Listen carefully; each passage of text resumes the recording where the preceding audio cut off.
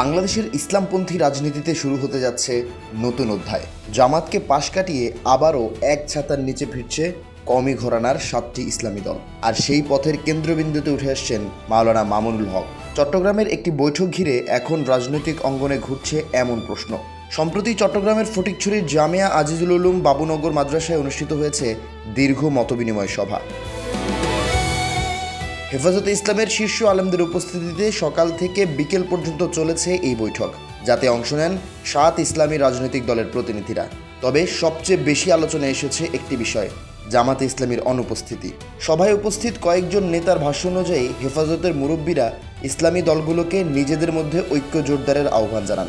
আলোচনায় জামাতের নেতৃত্বাধীন নির্বাচনী জোটে থাকা দলগুলো সেই জোটে থাকবে নাকি হেফাজতের নেতৃত্বে নতুনভাবে ঐক্যবদ্ধ হবে, সেই প্রশ্নও সামনে আসে। এমনকি জামাতের সঙ্গে করা নির্বাচনী জোট থেকে বেরিয়ে আসার পরামর্শ এসেছে বৈঠকে। এই বৈঠকে উপস্থিত ছিলেন বাংলাদেশ খেলাফত মজলিসের আমির মাওলানা মামুনুল হক। তবে 11 দলীয় জোট ছাড়ার আলোচনা হয়েছে এমন দাবি সরাসরি স্বীকার করেননি তিনি।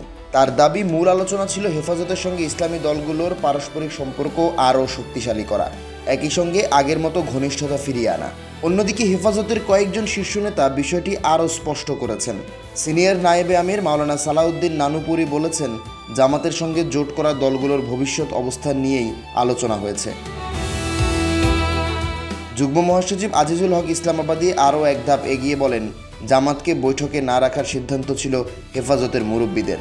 জানান, আগের বৈঠকগুলোতেও জামাত ছিল না, এবারও লক্ষ্য ছিল শুধু 7 ইসলামী দলকে এক প্ল্যাটফর্মে রাখা।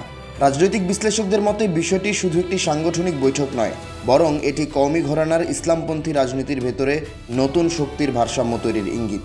কারণ ত্রয়োদশ জাতীয় সংসদ নির্বাচনে এই 7 দলের একটি অংশ জামাতের নেতৃত্বাধীন জোটে আর অন্য অংশ বিএনপির সঙ্গে নির্বাচনে লড়েছিল। সেই বিভক্তি হেফাজতের ভেতরেও তৈরি করে অস্বস্তি, যা স্বীকার করেছেন সংগঠনটির নেতারা।